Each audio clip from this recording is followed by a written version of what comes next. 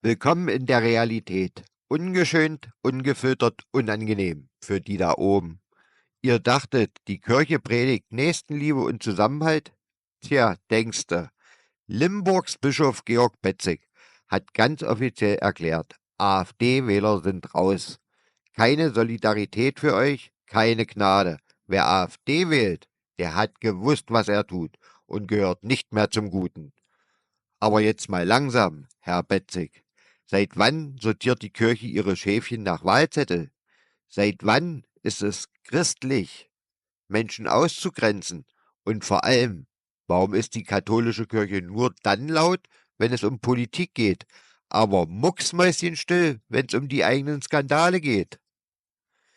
Legen wir mal die Beichte auf den Tisch. Und was dann ans Licht kommt, ist wirklich schockierend.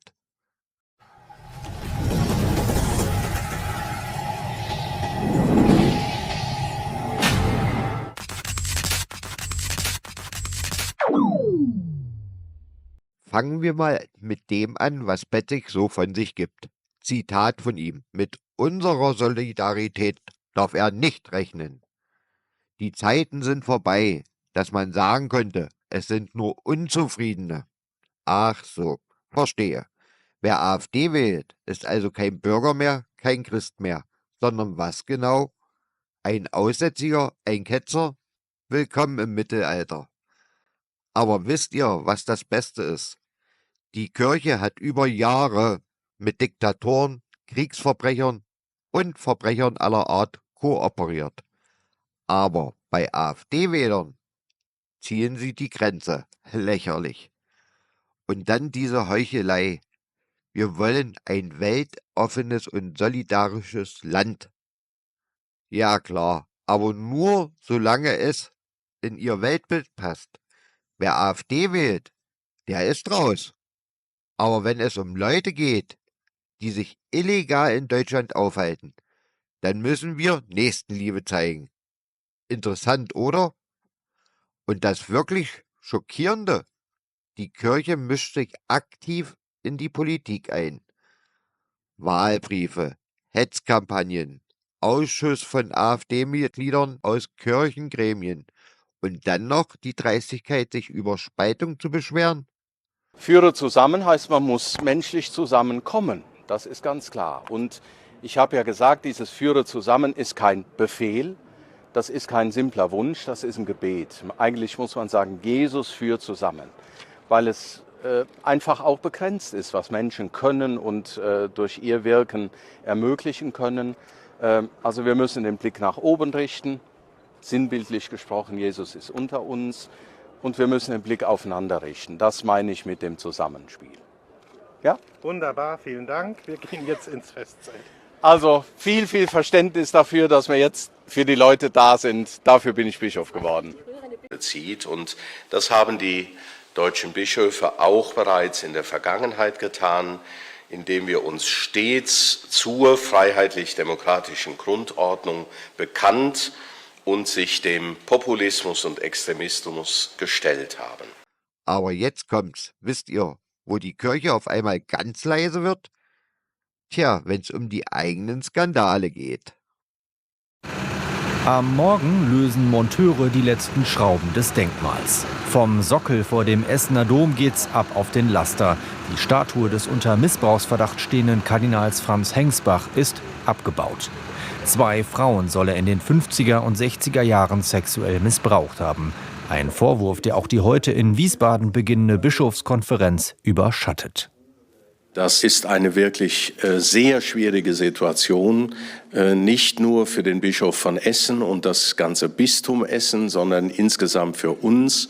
Aber ich sage auch da, alles muss auf den Tisch. Die Wahrheit muss auf den Tisch. Nur so werden die Betroffenen zu ihrem Recht kommen. 4 Tage lang beraten die 65 Bischöfe der katholischen Kirche in Deutschland auf ihrer Herbstvollversammlung.